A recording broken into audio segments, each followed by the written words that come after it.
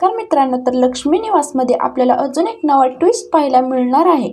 मित्रांनो, लक्ष्मी निवास या मालिकेची कथा एकदम रंजक वळणावर येऊन पोचलेली आहे.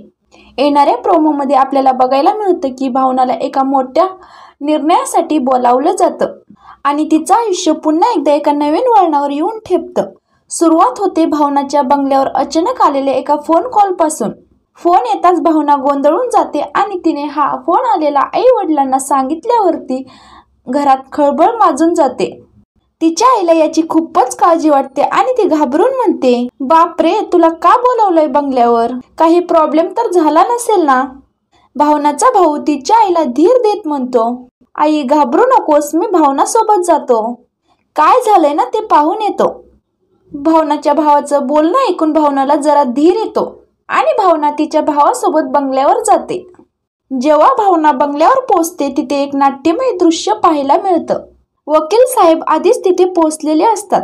भावनाला पाहताच आनंदी पळत कळत तिच्याकडे जाते आणि तिला घट्ट मिठी मारते. भावनाही आनंदीला उचलून घेत आईने जवळ करते. त्या दोघींमध्ये असलेल्या प्रेमाचं दृश्य तिथे असणाऱ्या सगळ्यांच्या लक्षात येतं. त्यानंतर वकील साहेब गंभीरपणे म्हणतात, भावना, तुम्हीच भावना मुळेकर का?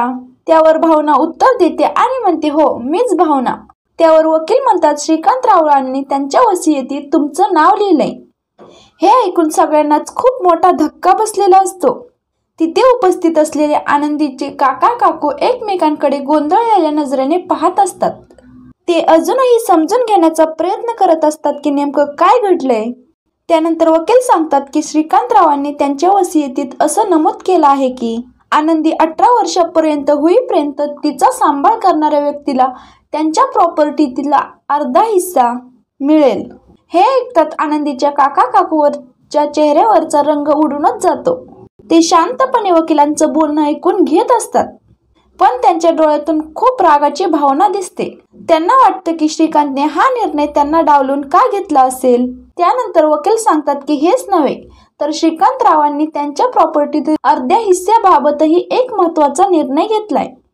तो निर्णय काय आहे हे मी पुढे सांगणार आहे. हे ऐकता सगळ्यांचे कान आणखी तीव्र होतात. आनंदीच्या काका काकूंचा संताप एकदम उफाळून येतो.